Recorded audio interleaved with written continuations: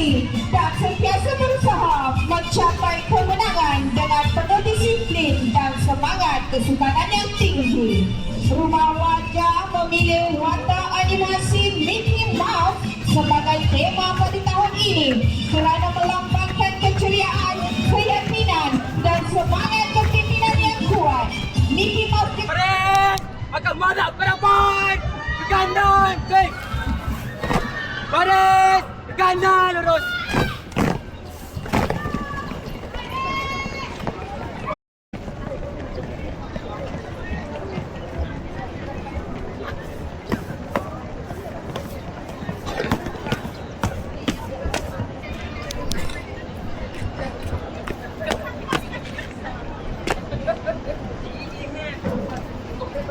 Assalamualaikum tuan. Saya Muhammad Aziz Iman bin Muhammad Alwi Faiz.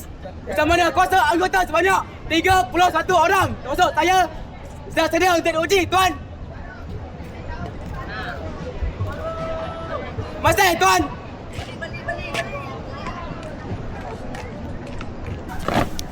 Ke kanan lurus. Bandar ban. Bodoh! Baris! Benar, kiri! Kiri, betul! Baris! Akan bergerak ke kanan! Ke belakang, betul! Baris! Akan madap ke belakang! Ke kanan, betul! Baris! Akan madap ke depan! Ke belakang, betul! Ke kanan, lurus!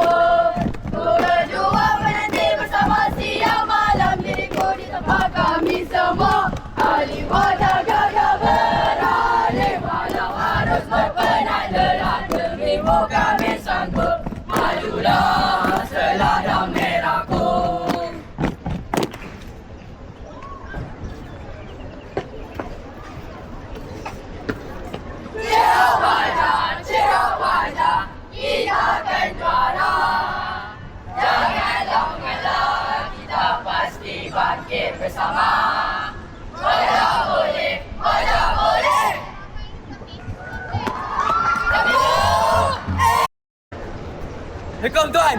Saya bersama anggota kaum Rumah Wajah sudah selesai diuji. Mohon menjalankan tugas yang lain tuan. Masih tuan.